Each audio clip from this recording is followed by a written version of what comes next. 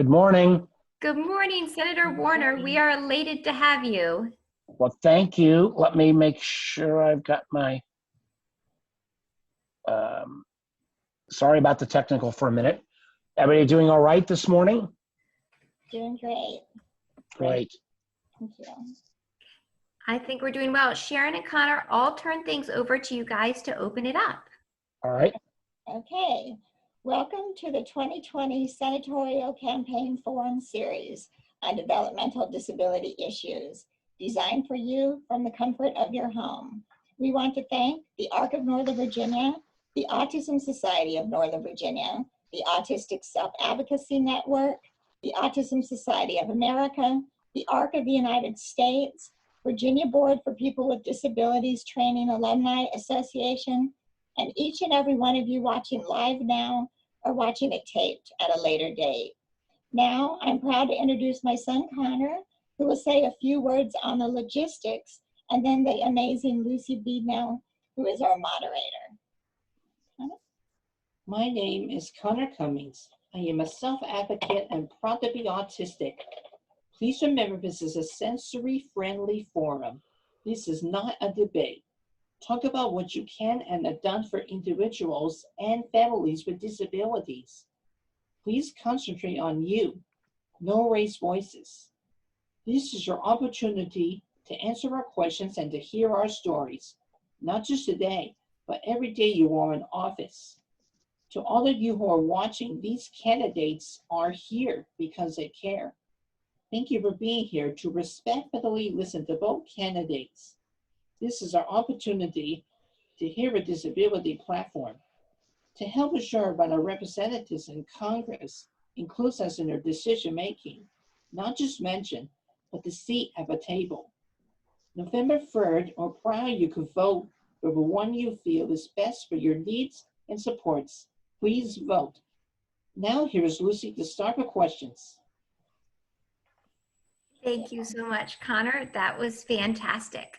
So as a quick reminder to everybody for how things will go today, from 12:15 to 1 o'clock, we are very fortunate to have Senator Warner with us. After that, we'll have 45 minutes with Dr. Daniel Gade, the challenger. We're so grateful to Virginia Board for People with Disabilities Training and Alumni Association for funding our interpreters, Melody Winters and Leah Angeli, who you should be able to see on screen throughout the forum. The link to closed captioning is in the text if that's helpful to you as well.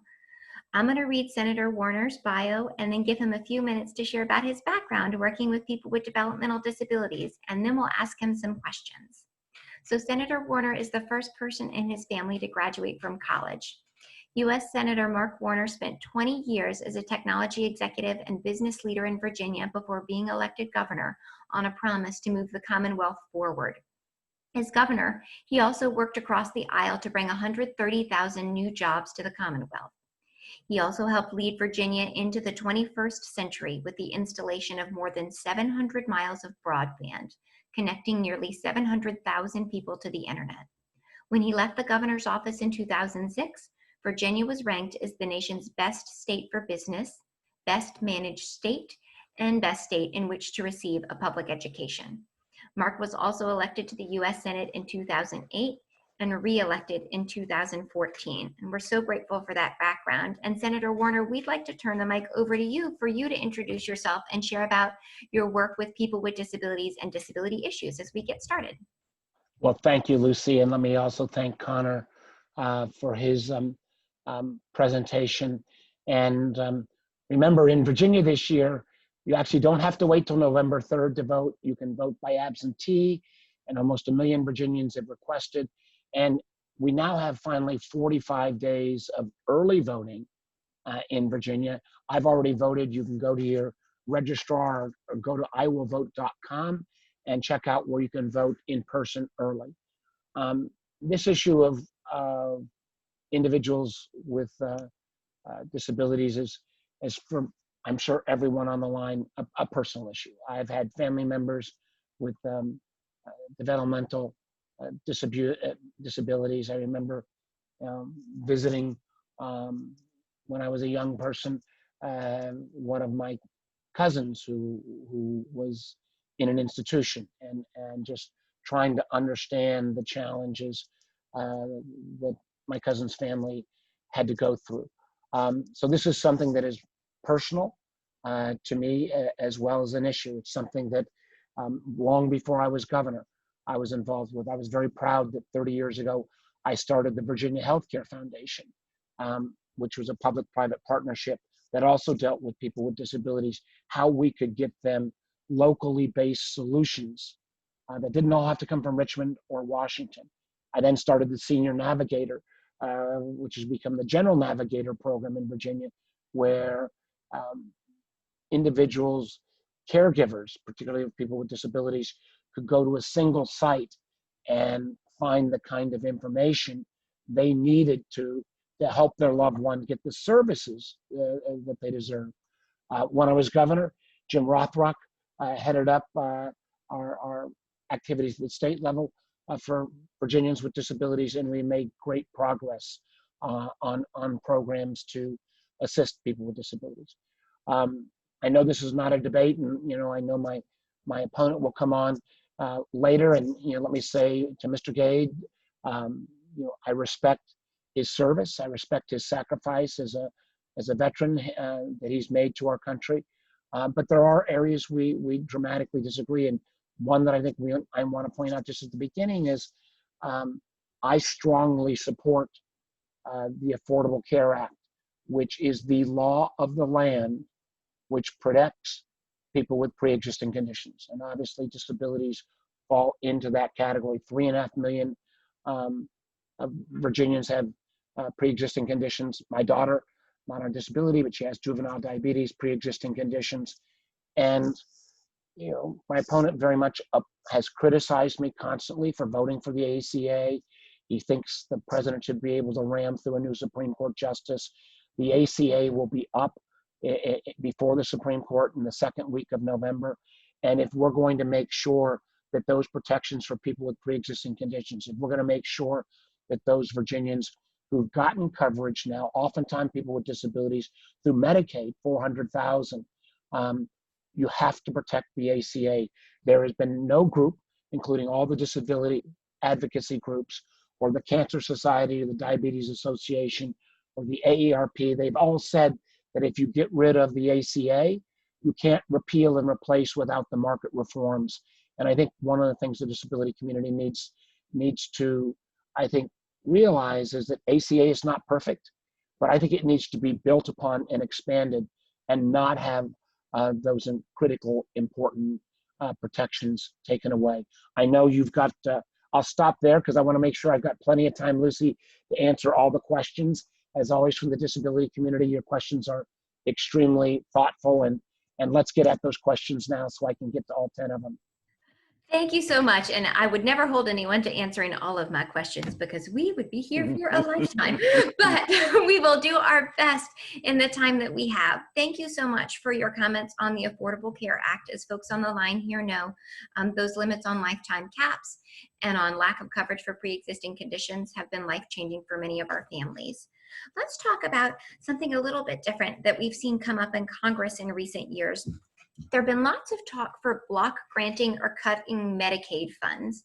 And you mentioned a little bit about Medicaid expansion, but of course for people with disabilities, Medicaid isn't just health coverage. It's the funding for people to get out of bed in the morning and go to work, and for people to live and have successful lives in their community. And what do we do to protect long-term care Medicaid in this really contentious environment? Well, Lucy, you're right. It is so much more than healthcare. It is about those personal assistance that oftentimes allows individuals with disabilities to lead a fuller, more mainstream life. I strongly oppose any kind of attempt to block grant Medicaid, which just is an excuse to cut Medicaid and cut back these services. With a growing population, if we say we're going to give you X amount and not include any inflation levels, that is, I think, a huge mistake. I also want to point out that one of the laws that I passed was the 2018 Chronic Care Act, which increased Medicare support for those seniors with chronic illnesses. Many of those chronic illnesses also are in the form of disabilities. And it helped consolidate services, that help streamline those services. Too often, even when government services exist, the bureaucracy and maze to get those services is too difficult. I think these services need to be streamlined. That was what my Chronic Care Act did. I think we need to oppose block granting. I think we need to continue to even look at further expansion of Medicaid. Matter of fact, one of the things that I strongly supported, and one of the reasons why I didn't vote for the Republican COVID plan that was only 1/3 of the size of even what the Trump administration put forward, is it didn't include any increases in FMAP. During COVID, we need to actually have the federal government pick up a greater share on Medicaid and Medicare so that state and local governments don't go bankrupt. I think, oftentimes assistance for people with disabilities will also come from state services, and in certain times even local services, whether it's CSBs or other activities. And I think it is wrong in the midst of a COVID to be laying off folks who work at CSBs. I think it's wrong to lay off cops and firefighters. And unfortunately, since our state and local governments have not been able to collect the revenues, they are in jeopardy. But your basic question on block granting Medicaid, I strongly oppose it, and actually think we actually need, particularly during COVID, to increase the FMAP share. Thank you so much for sharing that. And we actually had someone from the audience just chime in with a question about that very thing before you spoke to it. So it seems you guys are in sync there. You mentioned some employment losses during COVID, and the disability population was really struggling with employment prior to COVID. Even at a time when our nation's unemployment was around 3%, employment for people with developmental disabilities was more like 80% unemployment rate. Mm-hmm. And in the times of COVID, anecdotally, I can certainly say at the ARC of Northern Virginia, we've gotten a lot of calls from families who felt like their adult with a disability was the first one laid off and Mm-hmm. the last one to come back or hasn't come back yet. So how do we tackle this problem that was big and scary before a pandemic and now seems bigger and scarier? Well, one, let me also just start by, should have said this at the very beginning, the ARC of Northern Virginia, I'm proud to be a supporter of that on a personal basis from our foundation. You do remarkable work. And I've seen the incredible work that people with disabilities do throughout the Commonwealth. I remember a year or so ago, 2 years ago, visiting Versability down in Newport News, a remarkable facility that employed people with disabilities. And this issue of bias and prejudice against people with disabilities, came long before the COVID crisis. One of the things that I think is still outrageous is, I think this year's been such a weird year and so many things happening. It seems like it was forever ago, but remember last Christmas and early in that part of last year when we had the government shutdown.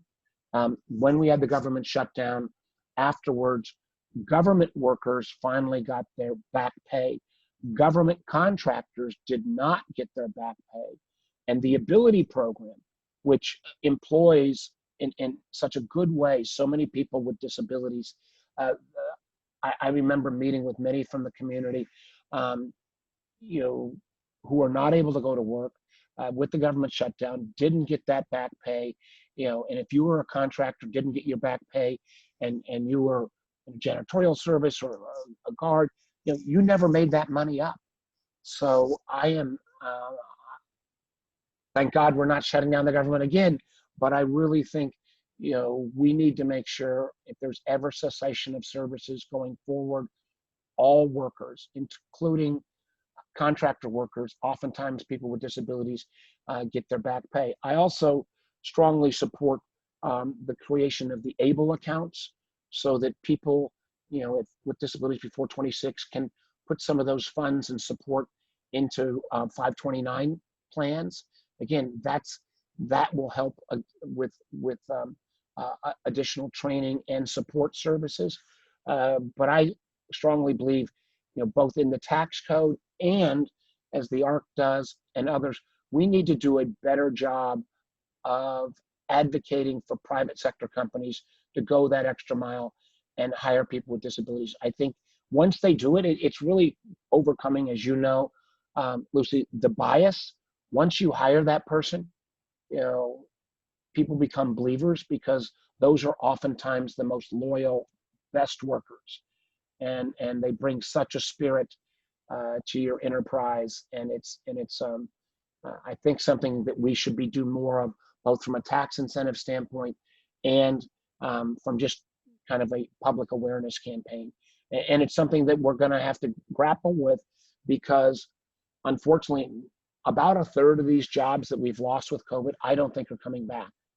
So how we think about both for the disabled and non-disabled community, increased training and reskilling has to be a higher priority. Thank you very much for that. And you mentioned several times the discrimination that people with disabilities face in accessing employment. And that discrimination, unfortunately, is pervasive, not just with employment, but with efforts to access housing and even buildings.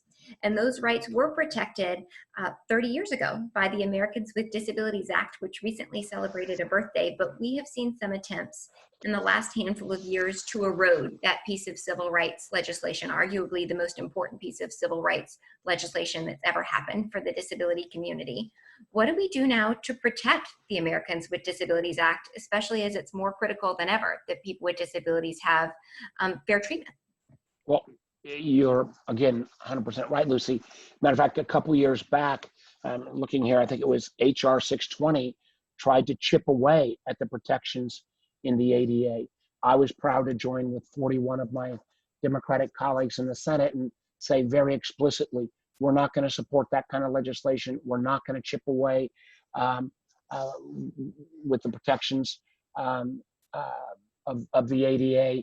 You know, I had the opportunity to serve for a number of years in the Senate with Tom Harkin, who was the advocate and champion for the ADA when it passed, again, 30 years ago. The commitment I make to the community is, as long as I'm United States Senator, you know, not on my watch will we see a dismantling or cutting back of the ADA. But I do think, you know, this is a political time. We have seen from this president him mocking people with disabilities, being disrespectful. We've seen from this president and this current group an effort to try to cut back on voting rights and civil rights protections. Again, one of the things I fear with rushing through a new Supreme Court judge, you know, people talk about the Affordable Care Act will be up for grabs. Women's healthcare choices will be up for grabs. But protections provided under the ADA will also be at stake in a Supreme Court that veers far out of the mainstream. It's one of the reasons why I think it's so important, particularly since Virginians are already voting. You know, in the vast majority of Americans, I think I saw 60% say, let's let the American people vote, and then that person choose the next Supreme Court judge. Again, an area I greatly differ with my opponent. And if it's Mr. Trump, he will, you know, have that choice. If it's Joe Biden, I think we would get a little more protections for people with disabilities. Thank you very much. Another hot topic this year, in addition to COVID, has been the bright spotlight that has finally been shown on disproportionate arrest and incarceration of various members of our society. And that's certainly true for people of color and extremely true for people with disabilities and people with disabilities of color.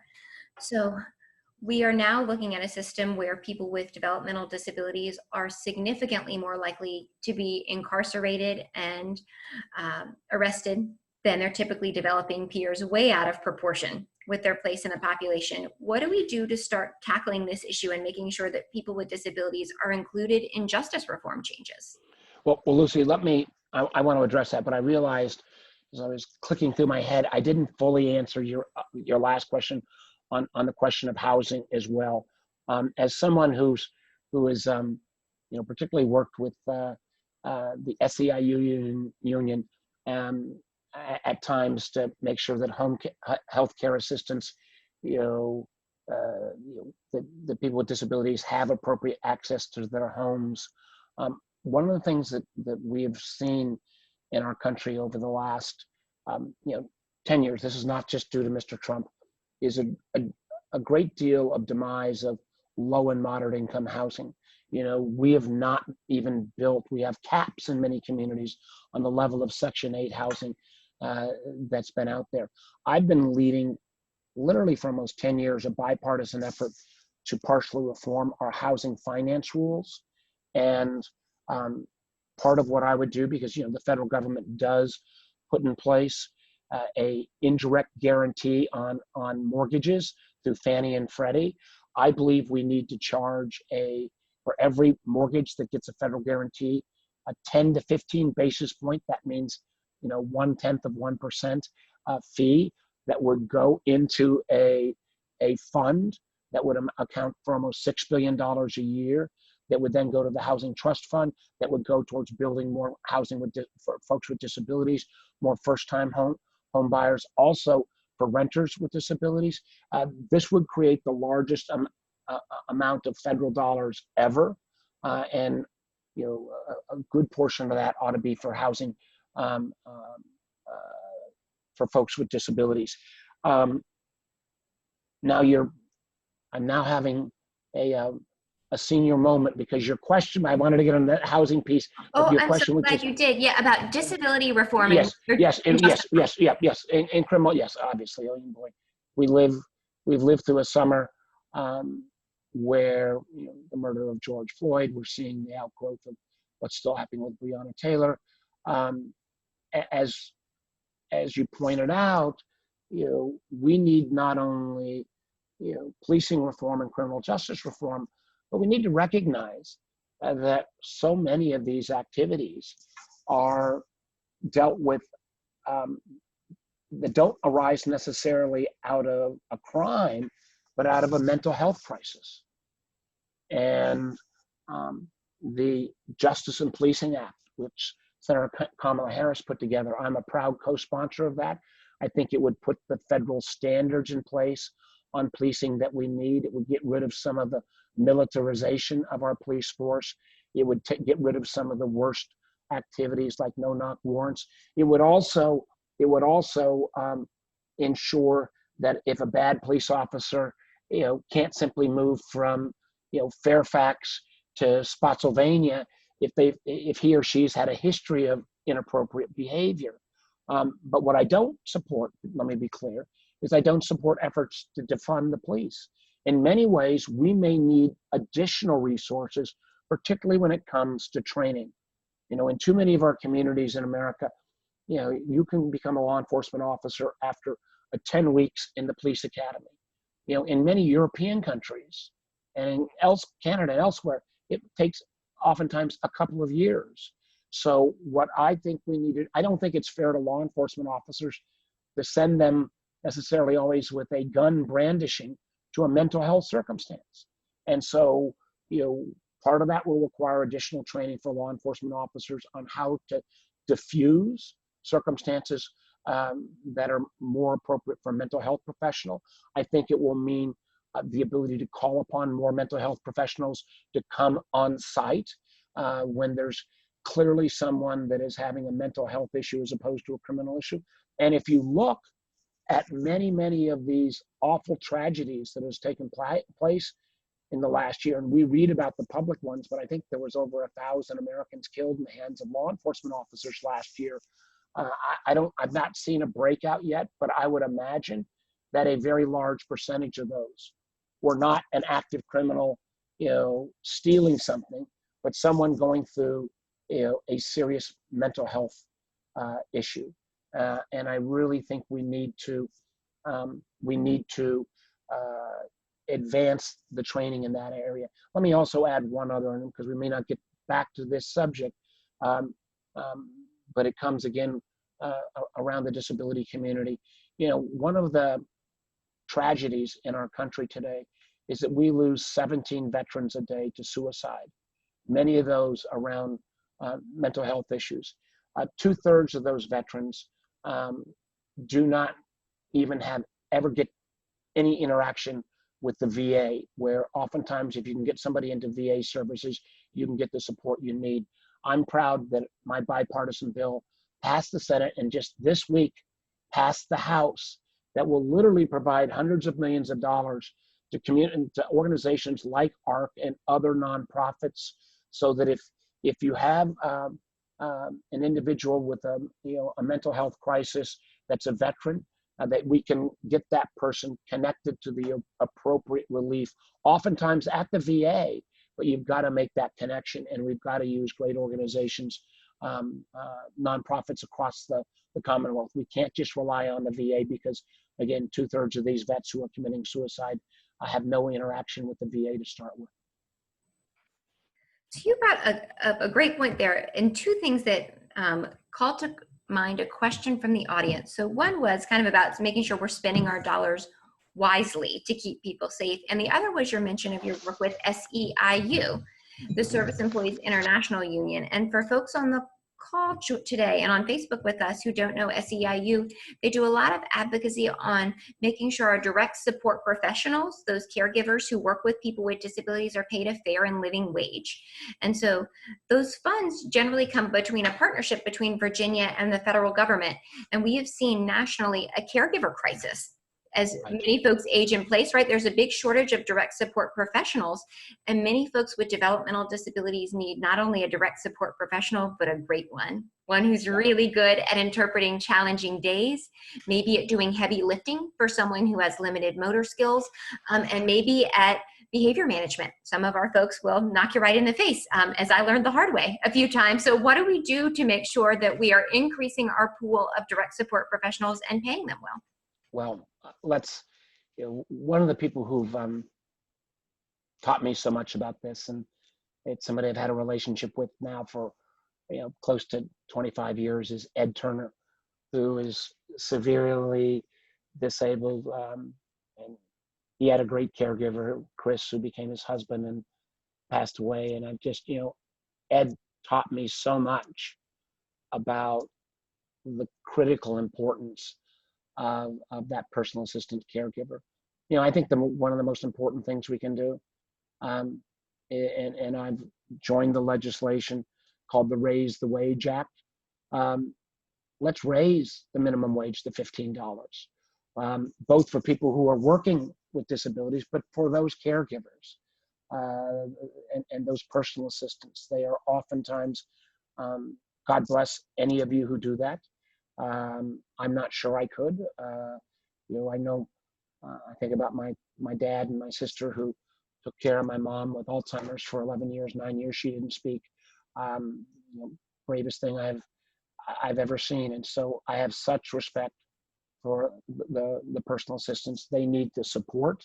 They need the break. They need the time off. They need to make sure, that we have, again, back to housing, adequate housing, so they can get people in and out of their homes. I mean, the idea that you've got to take somebody, in a wheelchair up a flight of concrete steps with a house that doesn't have a ramp.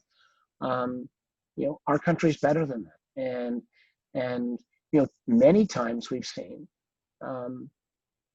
during COVID, that many of these personal assistant caregivers, maybe first generation Americans. And part of what we also have to do, all these issues are interconnected. And so whether it is the awful anti-immigrant activities of this administration, or the attempts I think about here in Northern Virginia, how many of our essential workers across all fields, maybe Salvadoran or Guatemalan or Honduran, the TPS program, where the Trump administration is trying to kick these people out of our country, many who've been here for 30 years. I just think this is wrong. So let's do the training. Let's raise the wage to the $15. Let's also make sure we don't have this disparity in wage. And this is an area, again, where my opponent and I disagree dramatically, between those with disability workers and other workers. We can take this on. We are a country that is strong enough to do this. But COVID, again, has really exposed the gross discrimination and the fact that these truly are essential workers. One of the things that I would argue in the midst of COVID, these essential workers need some additional pay. So you did some great talking there, and points that we hear often from our families about the need to make sure everyone can earn a fair wage. One of the challenges for people with disabilities earning a fair wage has been that Medicaid and Social Security have now, for almost my entire lifetime, had an asset cap of $2,000, meaning that if you're going to get those services that help you go to work, you can never have more than $2,000 in assets. And $1 overage means you can lose all of the services that keep you healthy and safe in your community, your Social Security, your health insurance overnight. How do we tackle this cap that's never been pegged or adjusted for inflation over so many decades, but it's been a real barrier to getting people successfully working? Right. I agree we need to raise the cap. I also agree, even if we're grappling with the cap, we've got to be able to allow these dollars to rise with inflation. The fact is, you pointed out that this fixed number that hasn't been adjusted as times have come on. It's just wrong. It's just, and the thing that I think that it's morally wrong, but it's also economically wrong.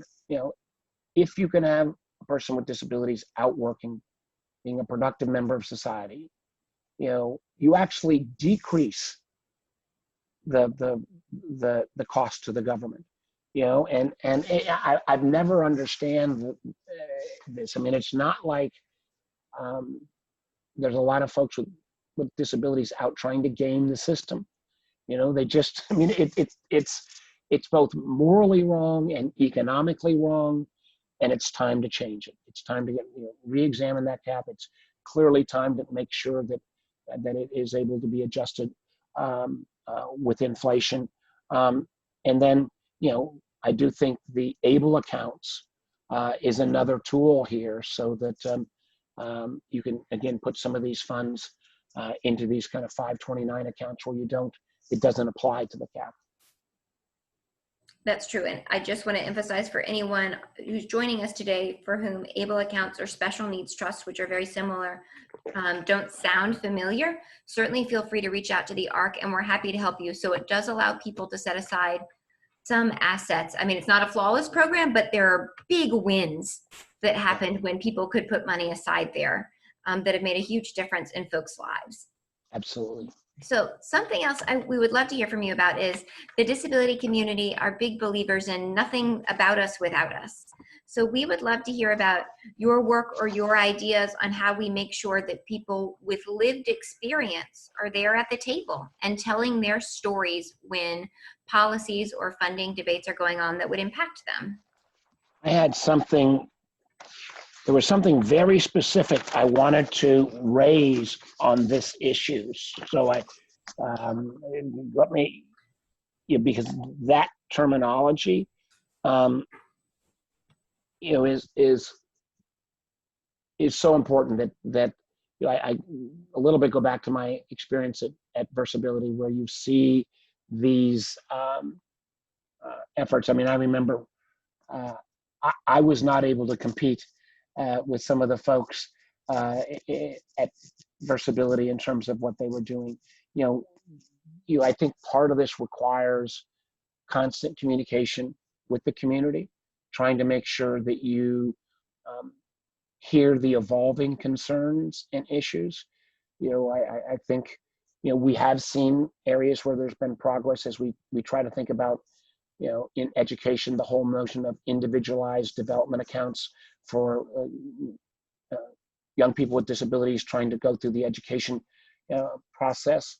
I think as well, and this goes back to both tax incentive and overall community engagement, so that there's not this kind of prejudicial reaction against persons with disabilities, and if they're on this, because I think that theme of we can't do things without us, and we need to be involved is such a good theme. And I would look, if I'm rehired, I would love to try to build on this. And, and I think there are, oftentimes, I think, people in elective office, we can pass laws, but we can also lead by example. We can also make sure that we use, and I particularly, having had such a long career in business, that there are things that that I can do in terms of helping to convene business leaders and others for this kind of support. A lot of these things I was more involved in actually before I was governor or senator, both with the Virginia Healthcare Foundation, and I was actually for a while involved in some of the Northern Virginia Mental Health Services. But there's always more that we can do here. That is certainly true. So we had a great question from the audience that speaks to pay and employment that we've talked about a lot today. And so right now there's a provision in federal law commonly referred to as 14C.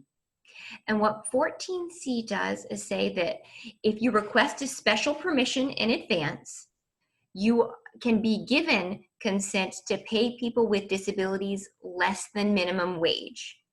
This provision exists exclusively to pay people with disabilities less than minimum wage. It began decades ago, the idea then being maybe employers are afraid of hiring people with disabilities, and if we show that the costs could be lower, it would give people a chance to do what you referred to, show that great loyalty, show that people with disabilities can be great employees. But now, several decades on, we hear from folks with disabilities who are being paid literally pennies per hour or $1 or $2 per hour for their work, as opposed to typically developing peers doing the same job. And the person was just asking, what do we think about that? Is it time to look at changing this regulation? I think it is time to look at this regulation change. I think about, again, and there was a place I saw, I think it was in Montgomery County back when I was governor, that was very effective at this. But I think, same level of work, same output should be equal same pay. And again, I think they raised the Wage Act, which raises the minimum wage to $15 over a couple of years. It doesn't start it tomorrow. I think it phases into like 2023, 24, 25. But it also, looks at wages it looks at this 14C provision. It looks at areas like tip waiters, who also are kind of a different class. And I'm not saying there's never, that there's never going to be some level of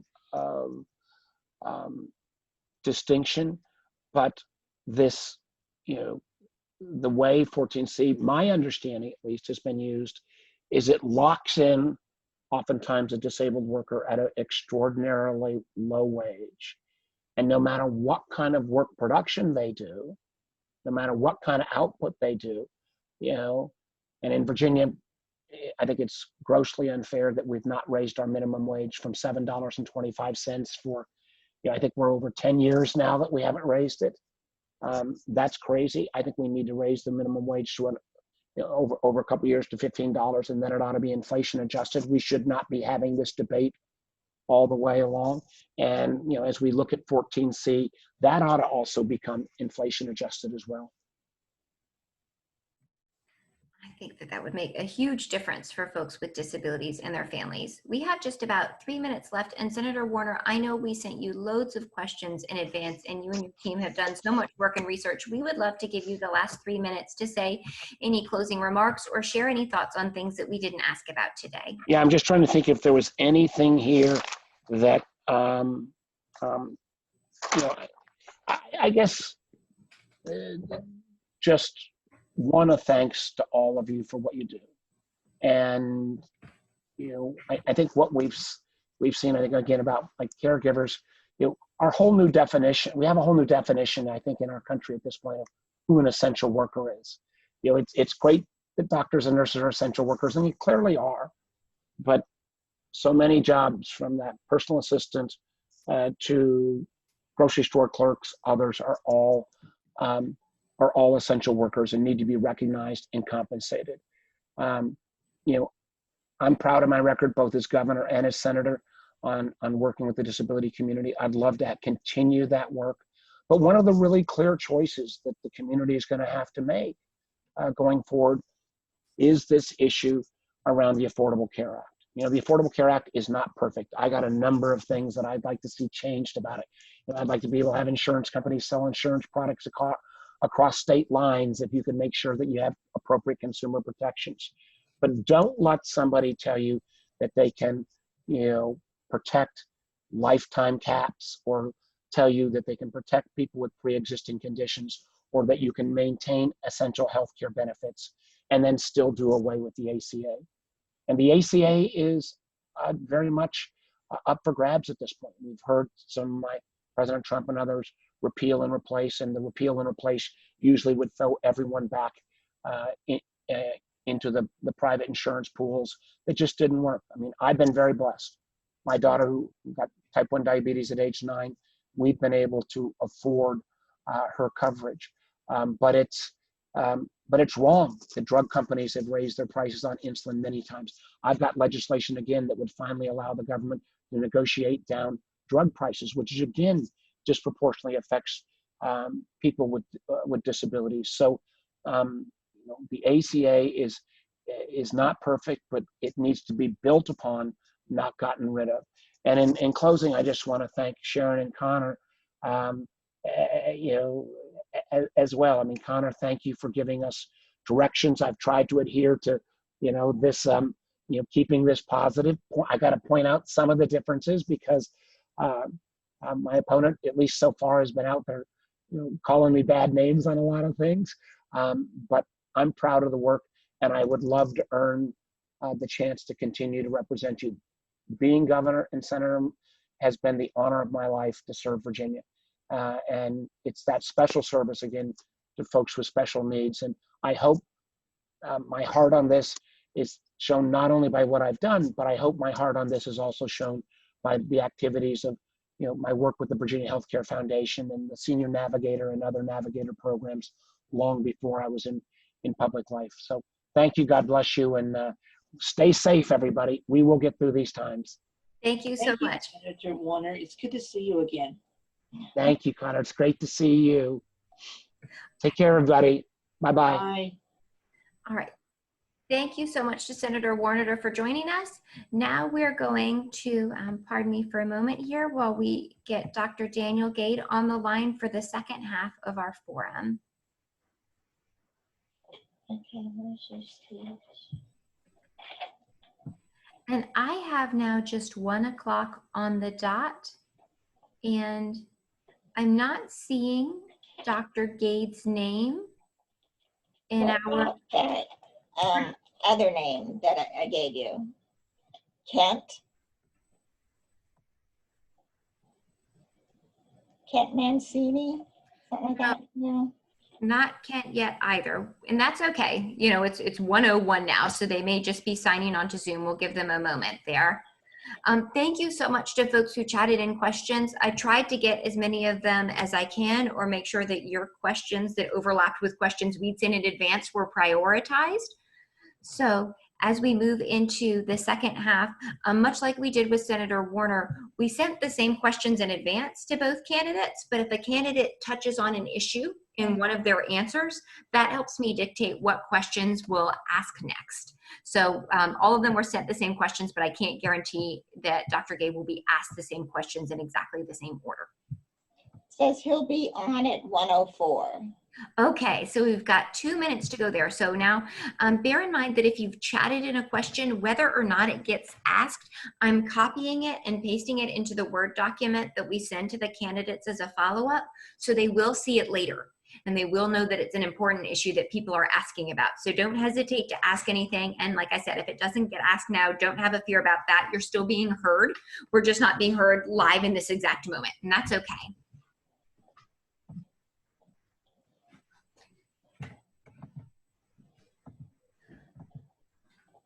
All right. It looks like everything seems to be working. Thank you so much to our interpreters here for rolling along with things. And I'm keeping an eye on our attendee list to make sure that we can catch Dr. Gade as soon as he comes on. And we'll give Connor a chance to reintroduce things because he does such a beautiful job of giving a lay of the land for how we want this event to go. So we'll have a few minutes to do that, and then we'll jump right back into questions. And as a reminder to anyone joining us today, we'll be recording this forum, and it will be posted on the Arc of Northern Virginia's candidate webpage at thearcofnova.org, at the Arc of Northern Virginia's YouTube channel, and on the Arc of Northern Virginia's Facebook page. And we know our partners at the Autism Society of Northern Virginia and the Arc of Virginia and the Virginia Board for People with Disabilities Training and Alumni Association are also working on sharing that. So we invite you to do the same. And as Senator Warner and Conator said in the beginning, vote, vote, vote, right? We all got to get out there. Now we're before November 3rd. And since I think we still have one moment before Dr. Gade gets on, I just wanted to do a plug that this upcoming week on October 1st, the Arc of Northern Virginia is doing a free webinar where we're hosting the League of Women Voters to talk about voting in a time of COVID. So they will talk about registering to vote, voting early, voting by mail, voting in person, voting accommodations, all kinds of things. And you can find that at thearcofnova.org and go to our events and workshop page. Again, Thursday, October 1st at 11 a.m. So lots of options out there. And if you have any questions on voting rights or accommodations, we're more than happy to help you. You can shoot me an email anytime. Okay, I've got 104, so they may be dialing in at this second. This is the life of a senator and a Senate candidate, right? That your life is scheduled down to every single 60 seconds. And I just want to say I'm hugely grateful for both of them for joining us today. It takes so much time to prepare for and get ready for events like this. I mean, we know that there's so many demands upon their time and logistical challenges to having them join us. So this is a real honor that we've got them with us here today. Sharon, do you have any more updates from them on when they're hopping on? No, I just responded again, just log in. Okay, good. I just want to make sure, as we've done, and for folks who have joined us for the whole series, with our very first forum, we had some totally bizarre technical issues, and Zoom is being stretched to its capacity and then some these days. And so I think in 2 of our forums, we've seen some form of Zoom functionality disappear and different functions at different times. So I know that it can be tricky to log on, and I know that we saw Senator Warner had some issues at first getting the things set up that they needed to as well. So thank you to everyone for bearing with us as we get that rolling again here.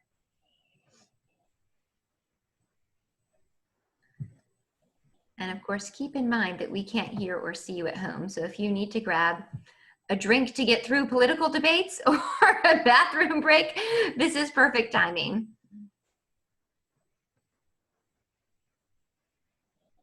Okay, and I'll keep an eye out for Kent's name as well as Dr. Gade.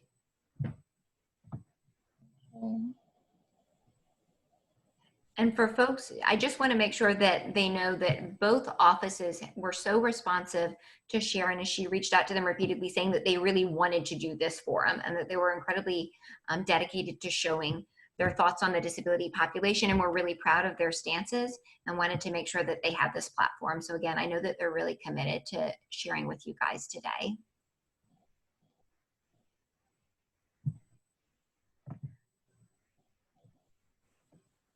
Oh, thank you. For folks who chat in nice comments, like, thanks so much. It's just really nice. You never know what you're doing, and I really like presenting, but one of the things I like about presenting is being in a room full of people so that you can see their thoughts and their feelings, and you as a presenter have a chance to adjust based upon the room's feel, and you don't have that choice on Zoom, and sometimes I feel like I'm yelling into the darkness. And so any feedback, good and bad feedback, welcome too. We're always looking to improve, so very welcome. So I see Dr. Gade has hopped on now. I'm going to promote him to panelist, and we'll give him a second to get hooked up here so we can hear and see him. So Dr. Gade. Unmute and start video. Here we go. Hey guys. Right. You're What's on. happening? So I'll turn my video off for a second here, and we'll turn things over to Sharon and Connor to kick us off. Okay, I'm not going to go ahead and repeat what we did for the thank you, so I'm just going to let Connor go ahead and do his thing. Go ahead, Connor. My name is Connor Cummings. I am a self-advocate and proud to be autistic. Please remember this is a sensory-friendly forum. This is not a debate. Talk about what you can and have done for individuals and families with disabilities. Please concentrate on you. No raised voices. This is your opportunity to answer our questions and to hear our stories. Not just today, but every day you are in office. To all of you who are watching, these candidates are here because they care. Thank you for being here to respectfully listen to both candidates. This is our opportunity to hear a disability platform. To help serve on our representatives in the Senate includes us in their decision making, not just mention, but the seat at the table. November 3rd or prior, you can vote for the one you feel is best for your needs and supports. Please vote. Now here's Lucy to start her questions. Thank you so much, Connor, and thank you to Dr. Gade for joining us today. So as a reminder on the format for folks, I'll read a little bit of background about Dr. Gade, and then we'll give him a chance to talk about his experience with people with developmental disabilities and give him a few minutes to share about himself, and then we'll ask him questions. So he's been sent questions from us in advance, and I know you all sent some questions too, and we'll get to them as many as we can today. So Dr. Daniel Gade is a retired U.S. Army Lieutenant Colonel, professor, and public policy leader. During more than 20 years of military service, he was awarded the Legion of Merit, Bronze Star, and 2 Purple Hearts. His second combat wounding caused his entire right leg to be amputated, and he spent the next year in the hospital enduring more than 40 surgeries. He served in President George W. Bush's administration, working on veteran issues in military health care, and has since served on several national level policy councils, including the National Council on Disability and the VA Advisory Committee on Disability Compensation. Daniel resides in Alexandria with his wife of 20 years, Wendy, and their 3 children. And Dr. Gade will now turn it over to you to introduce yourself and talk about your work in the disability community. Well, thank you so much. And Connor, thank you for that lovely introduction to this very important forum. My first thing that I want to say to everybody is I'm deeply apologetic for being a few minutes late. The nature of campaigns is that you're constantly out running around. And so I was a few minutes late. I got stuck in traffic. I'm very apologetic. But I'm willing to stay past the program time. I'll give you that time back if you like. My story is that for many years as a young man and then as a soldier, I lived in a world in which disabilities were not obvious, to be honest with you. The military is a culture and a climate in which there are very few people with disabilities because of the fact that they are you can't really have a disability in order to join the military. And so for me, the issue of disability for many years was kind of hidden. So my background is that I graduated from West Point in 1997 and then served in the Army for the next 20 years. But during my service in 2005, I was very seriously wounded by the enemy while I was serving in combat. And I woke up in the hospital maimed, to be honest with you. I was missing my right leg at the hip. My entire abdomen was open. I had nerve damage to both hands. I had a skull fracture. I had a broken neck. And so I was, in a sense, the first person with a disability that I had ever met was myself. And so I became deeply and passionately interested in how can we, as a public policy matter, how can we help people with disabilities and how can we serve others above all? And so my entire career has been about serving others. Just as my military career was, so has my public policy career been after that. So in 2005, I spent the entire year in the hospital. And then in 2006, I started my master's degree in public administration and policy. And then in spring of 2007, I was invited to serve in the George W. Bush administration as a policy advisor. And in addition to military healthcare and disability policy, which Lucy was on the bio that you read, I also was in charge of parts of the Bush administration's Americans with Disabilities Act policies, I was the one who actually compiled and wrote the presidential report on what was called in the Bush administration the New Freedom Initiative. So I was the sort of editor of the New Freedom Initiative report that came out in 2008, which was a compilation of the Bush administration's work on that. And one of my favorite parts about working in the disability policy world in 2007 and 8 was when I started. My favorite part about working in that world was that it's such a bipartisan area.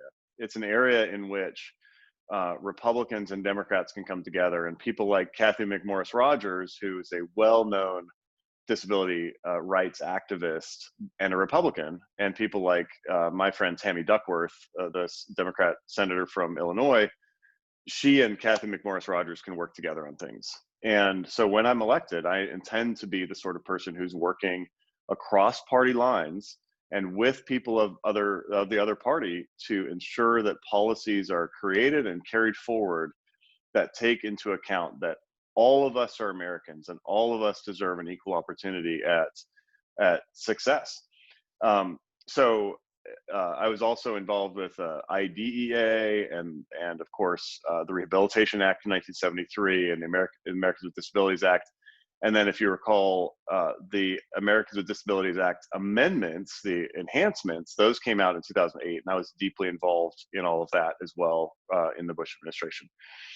So then after I left the Bush administration, I went on to get my PhD in public policy and was honored in 2011 or 12, I don't actually remember which year, to be selected to work on the National Council on Disability. And I was appointed by then Speaker of the House, John Boehner. And I worked on the National Council on Disability for multiple years, I think 4 years. And on the NCD, it was very interesting. I was selected to represent the veterans' perspective, but veterans with disabilities caused by their service are a very small percentage of the overall disability population. So for me, that wasn't the most critical issue because they have a lot of extra resources. The most critical issue really is people with disabilities from birth, because they're at a disadvantage in the educational system. They're at a disadvantage with respect to their relationship with the law, law enforcement. They're at a disadvantage in employment, and so I became very interested in those. And I just want to leave you with this in my opening, that one of the most interesting books that I've read lately on these issues is the lovely book The Boys in the Bunkhouse. And that book, because I was appointed by President Trump to serve on the Equal Employment Opportunity Commission, that book showed the power of the federal government with respect to resolving issues of discrimination, and in that case abuse by people who would take advantage of those with intellectual disabilities and developmental delays. So if you haven't read that book, I recommend it. It's a heartbreaking book, but it's so important, I think, for everybody on both sides of the aisle to understand those issues. So with no further ado, I would like to offer everybody the opportunity to answer some questions, or to ask me questions, please. Yeah, thank you so much. And I'm elated to hear about your work with the Bush administration on the the Americans with Disabilities Act. It just celebrated its 30th birthday. That's right, of course. And I would argue is the most important piece of civil rights legislation that's ever happened for the developmental disability community, probably the disability community at large. We have seen, though the ADA's dreams have never been fully realized, we still have places that aren't accessible and employment that is biased against folks with disabilities. Despite the fact we never got to our end destination, in recent years, there have been some attempts to erode some of the powers of the ADA, to take away some of the mandates of the act, to make it more difficult to file a claim under the ADA. And we would love your thoughts on how do we protect and preserve that incredibly important piece of civil rights legislation. Yeah, thanks for that question. It's really important. So, of course, the ADA protections were expanded in 2008, especially for people with either, as you all of course know this, but some people don't, for people with either transient disabilities or disabilities that are managed by their by either medication or some kind of assistive device, glasses in the case of the one Supreme Court case for, I think of some airline pilots, and then somebody who'd had their medication managing or had put their cancer in remission, I think the other one was. And those cases showed that disability discrimination on the basis of perceived disability was still a serious problem. And so the enhancements of 2008, I think, were a huge step in the right direction. Now, first thing we need to do is defend, I'll use an Army terminology, we need to defend the territory we've already won, which means that we need to prevent those things from being rolled back or eroded. And where sometimes those things are eroded in courts where the legislature, the Congress, has not made its intent perfectly clear. So one of my principles as I think about governance, as I think about law writing, one of my principles is that we should have single issue bills that are utterly, that they are as clear as possible so that courts can't use their, power to erode the gains we've already made. So we need to protect the ADA. We need to protect the ADA enhancements. Those are all public policy wins. The next thing is, I think we need to work with the business community to let me back up. Most businesses, small businesses especially, these are people who are entrepreneurs. They're trying to open a shop. They're trying to, just create some kind of value for the economy. And most businesses that are not complying with the Americans with Disabilities Act are, sorry, I don't know if you can hear that, but are not complying with the ADA because of lack of information, not because of a desire to affirmatively discriminate. So I think that one thing that the federal government should be doing is technical assistance provided to businesses, informational assistance provided to businesses before we do punitive lawsuits. So in most cases, I think that meets the needs of the business community and the disability community. Although of course, there are cases where using the force of law to punish wrongdoers is vitally important. And so the ADA still needs to have teeth, but it can use I think that power can be used more gently as well. Something that obviously is very interesting to all of us, especially during COVID, especially during an election season, is voting rights, including no excuse absentee voting. I met a young woman yesterday at an event who, a young woman with Down syndrome, and she was going to be voting for the first time. And I was really proud to have earned her vote. And she was excited to vote for me. She was excited to see somebody who had a disability that she could vote for and she could identify with. And so I think we need to help people vote, including people who have, very serious, mobility challenges. A lot of polling places, especially in rural areas, are in churches, for example, where you have to climb up steps to get in there. And so technical assistance for voting is really, really important. Another area where there's room for bipartisan solutions is in expanding protections of the ADA to workers who are not traditional employees. So they're on 1099s or they're gig or seasonal workers. I think we should consider them employees and extend protection of the ADA to those folks. And so I'll just stop there. There's a number of things we can do to strengthen and hold the ground that we've already gained. And of course, the ADA is, as you said properly, one of the most important pieces of civil rights legislation, and certainly the most important for people with disabilities. Thank you very much. And so you mentioned so much about employment there, and we've had a lot of talk about employment on the start of the forum today. Unemployment and underemployment of people with disabilities themselves is a massive problem. And even when Virginia's unemployment rate was around 3%, unemployment for people with disabilities was around 88%, despite a large willingness to work. And there are a lot of barriers to that, some of which, as you referenced, relate back to the ADA and some issues that need to be addressed there, others which are broader. And so given that this was a big issue before the pandemic, and the pandemic has added some significant challenges on top of that, what would you do in the Senate to help get people with disabilities the opportunity for real meaningful work? Yeah, so I actually am I'm gonna talk about veterans just briefly, and then I'll transfer into some hard policy areas. But I am the co-founder of this thing called the Independence Project, and similar to SSDI, there are parts of veterans policy that trap veterans in what's a poverty trap. So if they begin to earn money, they actually lose more in benefits than they earn in the labor market. And that's a real problem because it traps people in poverty. And so our experiment is what happens when you incentivize people, you pay them a little extra during a period of transition so that they can gain and maintain work skills and stay in the workforce.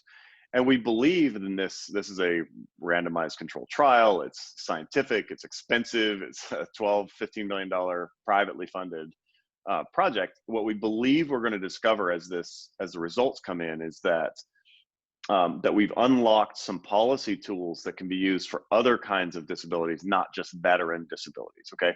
So I'm really excited about that, and there's some opportunities to use incentives and some opportunities to use upfront grants to help people overcome initial barriers to entry to get into the labor market. And I think those are going to be broadly applicable, not just to people with disabilities, but also to prisoners reentering society and of course, to veterans for whom it's designed. So there are a couple things we can do on the employment front that I think are really important for all of us who have disabilities, whether they're, mobility or cognitive or, a disease process. The first one is, I think the time has come for us to repeal once and for all 14C. Protected workshops probably were well-intentioned, but in 2020, it's time to phase those out and to move forward in a way that empowers people with disabilities to earn at the rate of others. Now, in some cases, that might be it might be difficult, and the danger is, do you have a minimum wage that's set so high that some people that employers aren't going to be willing to hire those folks at that wage? And of course, the answer is yes. And so what we should do as a society is, I think there's some room to provide tax breaks and tax incentives to offset that difference between what an employer, the value that the employee provides to the employer and the value that the employer gets from the employee. And I think there's some ways to do that. But repealing 14C, I think, has to do more with dignity and respect and less to do with purely economic decisions. Two is, as we do that, we need to expand, supportive employment services. And as states are transitioning off, we need to build their capacity to do job training. The civil rights of people with disabilities are critically important, and we need to assign the Justice Department or the Department of Labor authority to adjudicate 14C abuse claims. And so that's something that we can do right away. And during the phase out, we need to be making sure that we have an approach to 14C that requires reporting and accountability for employers who currently hold certificates for 14C. And then I think we need to, we need to be carefully relooking Olmstead and making sure that we're having enforcement of Olmstead violations. Absolutely. And for folks joining us, in case Olmstead isn't familiar, it's an incredibly important Supreme Court decision from 1990 saying that people with disabilities have a right to services in the most integrated settings conducive to their needs. And in short, that means you don't have to live in an institution to get help. Right. And we shouldn't be biased in that way. So one of the other challenges to successful employment for people with disabilities, and you touched on this as it relates to veterans, a similar issue, is that for now 30 years, Medicaid and Social Security have had an asset cap saying that a person with a disability can't have more than $2,000. And if they do, they lose all their benefits, including those benefits that are getting them out earning that income. So what do we do to tackle that cap and make sure that in another 30 years, we're not staring down the barrel of an asset limit that's preventing people from working again? Yeah, I'm only 45, and the asset limit that's currently $2,000 was established in 1986 when I was 11 years old. So what we're looking at right now is an asset limit that isn't tied to, it's currently not tied to inflation, and it's not tied to, there's no automatic increases built in or anything like that. And that's a serious mistake. So what we have to do is, I think asset limits should either be indexed to inflation or eliminated. The other proposal that I've seen that I'm willing to work with the ARC and the other folks in the disability community on, and by the way, National Council on Disability, my old colleagues, is perhaps the limit should be indexed to poverty level for a specific family size. So if you have 4 people in your family, the asset limit should be set at a limit that makes sense for maybe providing 2 or 3 months, 4 months of liquid assets in case of an emergency. And as we saw during COVID, you know, we don't know when the next pandemic is coming. And so every family should be focused on having enough liquidity so that they can survive a couple of months without employment. And an asset limit at 2,000 is absurd, evil, obscene in an environment where we've just seen the effects of what happens if you lose employment against your will for 6, 8, 12 months. It's a disaster.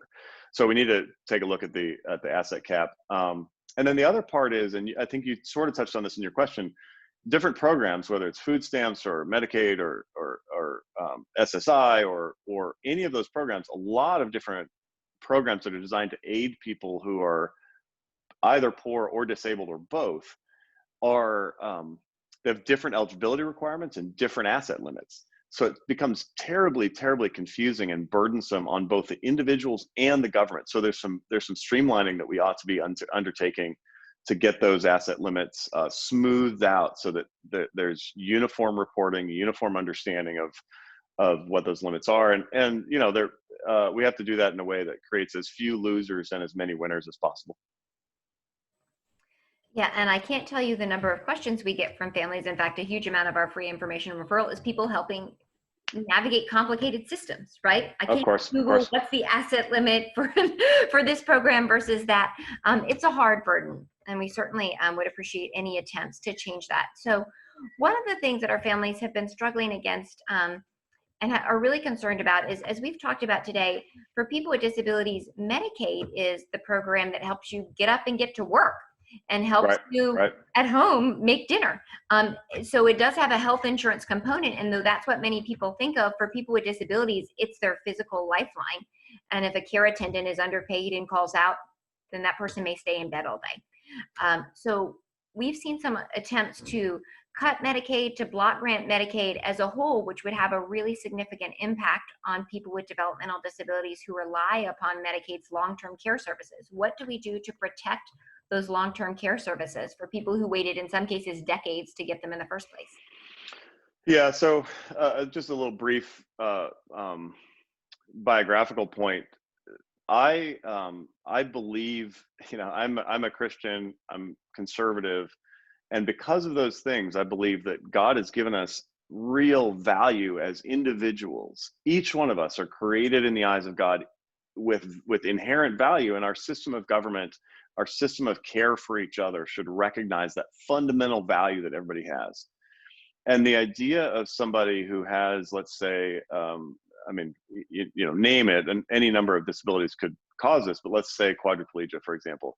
The idea of somebody with a sound mind and of willingness to work and with a job and everything, and they can't get out of their bed and get to work because they don't have a care attendant who has the right amount of training and availability and willingness to work, including perhaps in the night when somebody may need help with toileting or something.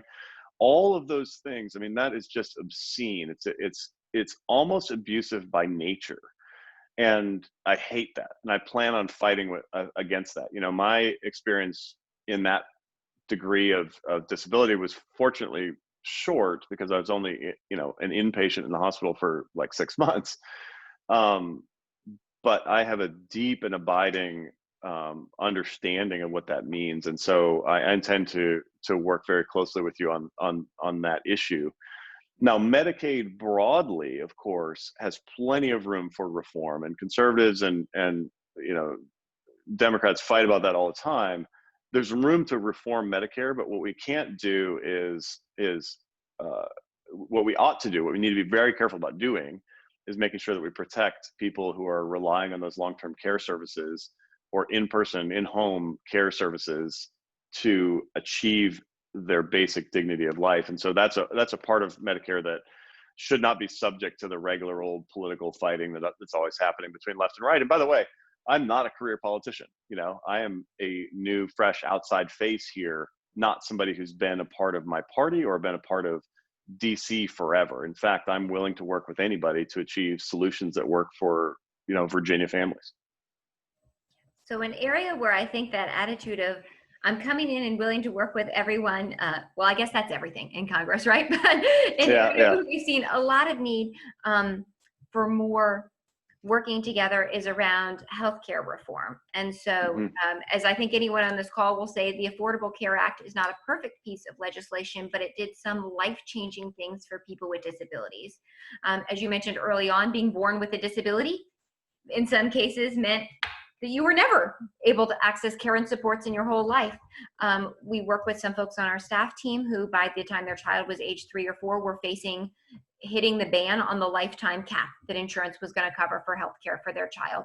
And so there have been lots of talks about repealing the ACA as a whole or really broad reform, which are scary to folks who waited so long to make sure that they weren't going to die because of their disability. And how do we go about making sure that they stay protected in this political fight? Yeah, you're 100% right again. And, there's this idea in politics that it has to be all or nothing, that it has to be my side wins or my side wins over here.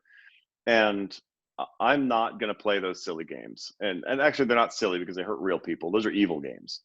And in the case of the Affordable Care Act, there are people who there are Republicans, frankly, over there who say, well, we need to repeal Obamacare root and branch because it's caused health insurance premiums to spike for people who don't get their health insurance through an employer.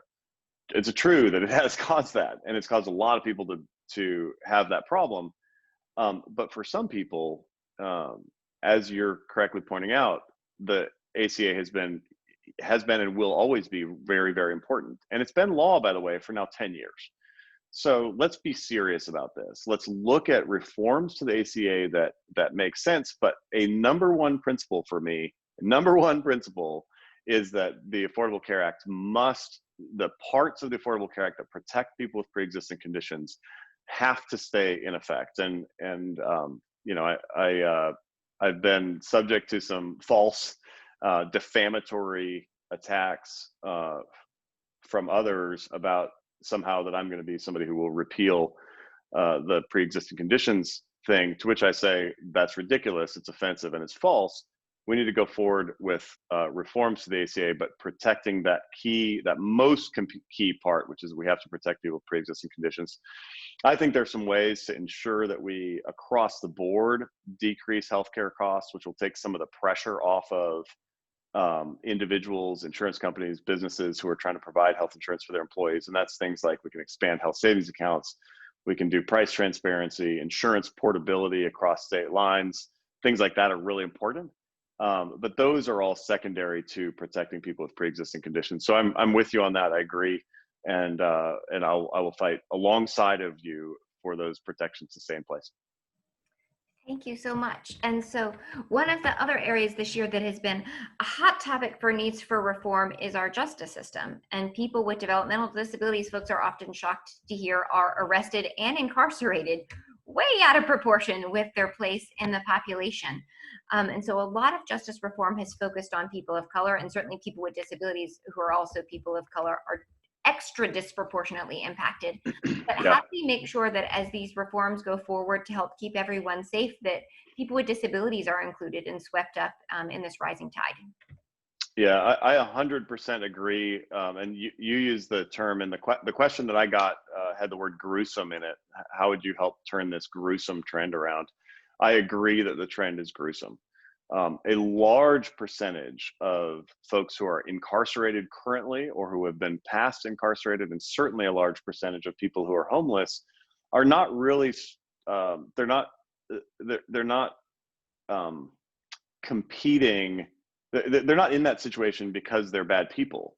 They're in that situation because they have a disability, which is causing them to have the excess stress, economic stress, inequality, all of that's causing them to be in that situation. So this actually is a disability issue, and the mental health problems with mental health or intellectual, or developmental delay coupled with poverty are a recipe for disaster in and out of incarceration. We see that all the time. So there are a couple things we can do. Number one, I think we need increased funding for law enforcement training. So we've seen a couple of cases recently where there was a young man, and I'm sorry to say I don't remember where it was, but he was 18 and he was having a mental health crisis, and he was at a bus stop and the police showed up and they're sort of talking to him, and he was clearly not well. And I don't know what type of mental condition he had, or I think it might have been a schizophrenic break that he was having, but anyway, it was not great. And the police officers had cuffed him because he was violent. And then they had given him a sedative. They gave him ketamine, which is a horse tranquilizer. And he ended up dying because it compounded some things he had going on, or they gave him too much. I don't remember the exact circumstances, but that was a case where the kid wasn't, and I say kid, he was 18. The man wasn't, he wasn't using a weapon. He wasn't anything like that. He was sort of lashing his arms around. And had the police understood what they were dealing with, they would have been able to deal with it in a more humane, thoughtful, justice-oriented way. And instead, the young man ended up dead. And so we need increased training for our law enforcement officers. That's really important. And that requires money. And that's someplace where the federal government can help through training grants and things like that. I think we need DOJ, Department of Justice, oversight over some states, some additional help to states to comply with civil rights law, including for people who are incarcerated. So we've seen some states having problems with leaving people in solitary confinement for a long time. And if somebody already has a mental health condition, it'll be worsened. And if somebody doesn't, it may cause one, especially depression and things like that. And we need the Department of Justice to get involved in making sure that even people who are incarcerated, who aren't really a very sympathetic population typically, but those people are protected. And that's a place where we need federal oversight of some state and local government activities. And then of course, the school to prison pipeline is a serious problem, especially for people of color, because they typically are exposed to some of them are more exposed to bad schools, particularly, failing inner city schools.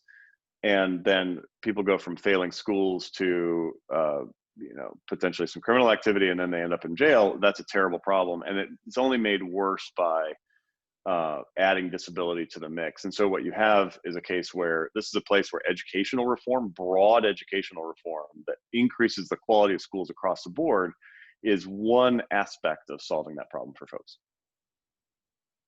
Thank you. So I think we have time for one more question before we give you a chance for closing remarks. And I think it's a great chance to ask our question about nothing about us without us. So that's a big belief in the disability community, that we feel it's so important that if any policy is going to be going on that's going to affect people with developmental disabilities, that people with lived experience are sitting there at the table providing their input, and to the greatest degree possible appointed, right? Employed by folks having these discussions. And we would love your thoughts on how to do that and how you would do that were you elected.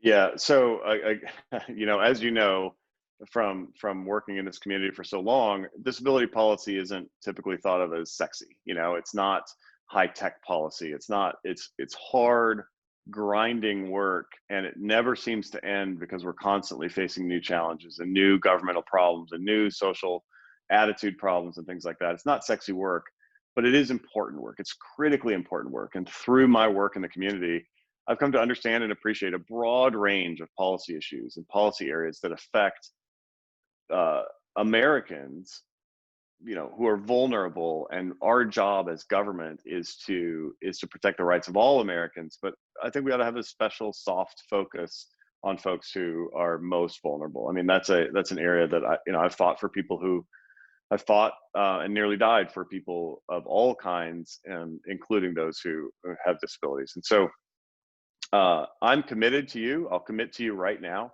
as we discuss this. I'm committed to working with the disability community. I'm committed to working with Tammy Duckworth in the Senate when I'm elected.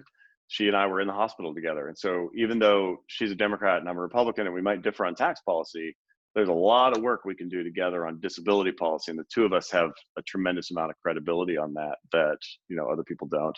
And then of course, bicamerally as well, the House and the Senate, people like Kathy McMorris Rogers, a variety of others, and then people outside the elected officials. My friend Andy Imparato and I, we don't align on everything, but he's a friend, and we talk together occasionally, and we can work together on a lot of these issues. And I know probably virtually all of you know Andy. So I'm committed to working on this. I would love to commit to you today that I will have a person at least with a disability on my staff, so that I always have a conduit to you folks to give frank policy agreement. And by the way, of course, I know this because I've worked in these areas.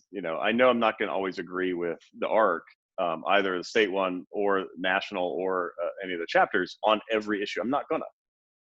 But I can promise you that I will always treat every idea with dignity and respect, and I will always, always tell you the truth and work hard for our shared values.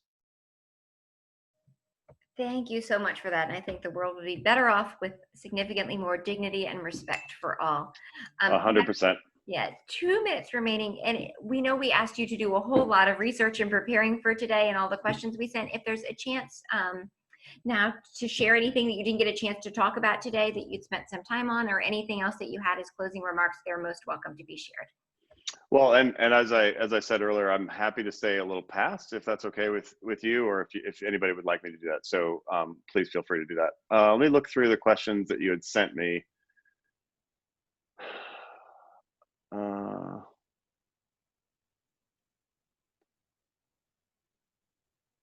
Oh, yeah, you know what? I do briefly want to talk about money follows the person, if that's all right. Obviously, I think that's critically important. I think that we need to enshrine money follows the person in permanent law and in appropriations, instead of having it be something that people are constantly having to question. And I promise you this, I will co-sponsor a bill to enshrine money follows the person in federal law. I talked about the incentives for return to work programs. I think that's part of helping people get off of SSDI and ultimately, hopefully, off of Medicaid. We want people to be able to have employment that allows them to afford higher quality private health insurance rather than being stuck on Medicaid, which has been a lifeline for some people and obviously has some areas that it could be improved in. So I'm committed to that.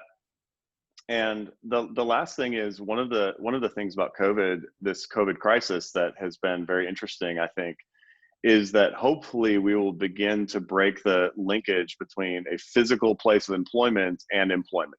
And for people with disabilities, this is really, really cool and important, because what it does is it allows folks maybe with significant mobility disabilities to work from home where the barriers are less, where they've already accommodated for the barrier reduction that they need.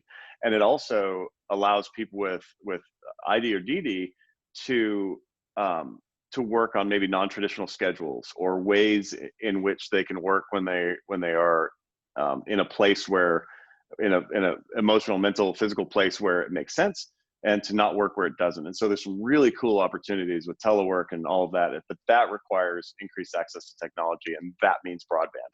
So I'm committed to working across the aisle to solve the broadband challenge that a lot of people in rural places have, and a lot of people in underserved urban areas have as well. So I'm committed to working on that. There's no question. And anecdotally, it's not just work. We've heard some interesting stories from families accessing school services remotely. Mm-hmm. And for many students with disabilities, it hasn't been a success. But for some with disabilities, it's been an unexpected success insofar as they often had behaviors or movement needs that made it hard to be successful for them in a typical classroom. But when they have the option to move around and put themselves on mute without disturbing other students, they are able to do all new kinds of coursework. So I think you're right. It's a time to challenge ourselves to see what we've learned from this awful situation and take the best and run with it. Right, exactly. Thank you so much for your time today. And to remind folks that this forum will be posted at the ARC of Northern Virginia's candidate website page and our Facebook page and our YouTube channel, and our partners will be posting it. So we promise it will get lots of traction. And we will send Dr. Gade to you the questions that were unanswered today. And I know that you're certainly welcome to answer them when we would publish those answers. But if you don't have a chance to send answers, at least so you know what's on folks' minds. We want everyone Great. to be as heard as possible. Thank you very much for your time, and we want to thank everybody for joining us today. Sharon and Connor, did you have a closing thought? I just want to say thank you. Thank you, Mr. Gay, for all your great answers. Thank you, Connor. I really appreciate you. I love your Mickey Mouse ears, Thanks. and I hope to see you in person as soon as possible. Me too. Thank you all. Thank you all for joining us. Stay well and remember to vote. Thanks, friends. Appreciate it.